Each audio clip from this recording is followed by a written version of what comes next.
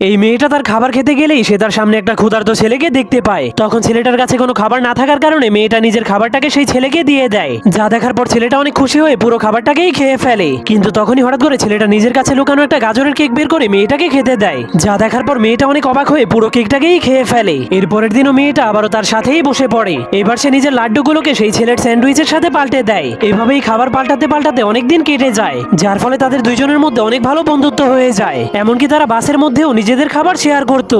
এমনকি ঝড় বৃষ্টি এবং বরফ যাই হোক না কেন তারা সবসময় একসাথে খাবার খেত।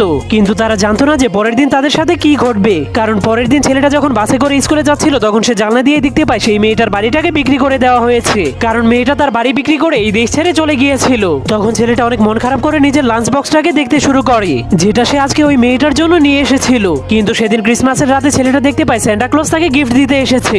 এজন্য সেই মেয়েটাও পরের দিন ক্রিসমাস ট্রির নিচে একটা গিফট খুঁজে পায়। তখন সে গিফটটাকে খোলার